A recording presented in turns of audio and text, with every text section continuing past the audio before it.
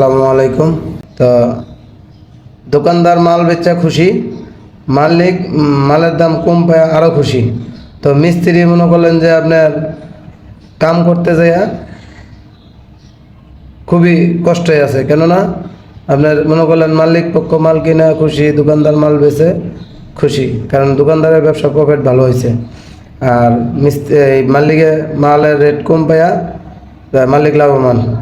আর মিস্ত্রি দেখেন মনে করলেন যে খুব কষ্টে আছে, কেননা এই যে পুরো এই যে ফিটিংস দেখেন, এই একটা ফিটিংস, তারপরে এই যে ফিটিংস দেখেন, ফিটিংসের কী পরিস্থিতি, আর পেজটা দেন তাহলে বুঝতে পারবেন।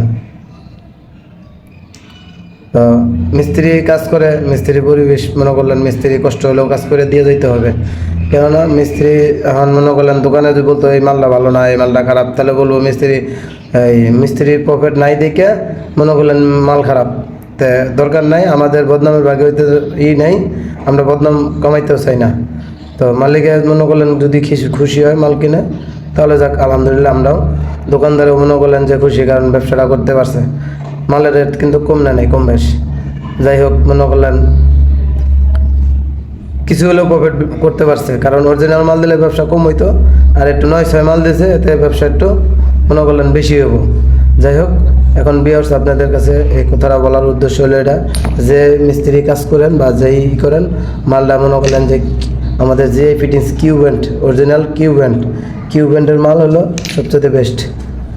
এই যে কিউবেন্টের সকেট দেখেন, দেখেও শান্তি, থ্রেডটা দেখছেন একদম ক্লিন।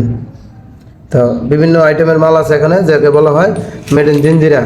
মেড ইন জিঞ্জিরার মাল মনে করলেন যে আমরা কাজ করতেছি মেড ইন জিঞ্জিরা দিয়া। তো 1 নম্বর মালের কোয়ালিটি অন্যরকম, এই যে দেখেন 1 নম্বর কোয়ালিটি কিউবেন্ট। আপনার কি আর করবো, কিছু করার মতো ভাব নাই। যাই হোক, তো ভিউয়ার্স আপনারা সকলে ভালো থাকবেন এবং সুস্থ থাকবেন। আমি যে ভিডিওটা দিলাম, এতে দেখেন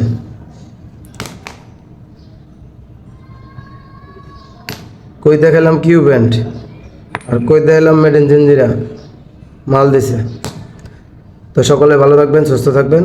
তো সকলের কাছ থেকে আমি বিদায় নিচ্ছি। আসসালামু আলাইকুম। ভিডিওটা যদি ভালো লাগে অবশ্যই লাইক কমেন্ট শেয়ার করবেন।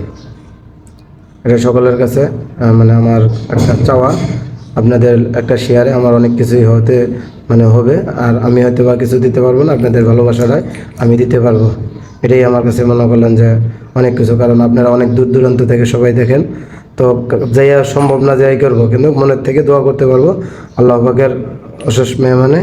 যাই হোক, ভালো থাকবেন।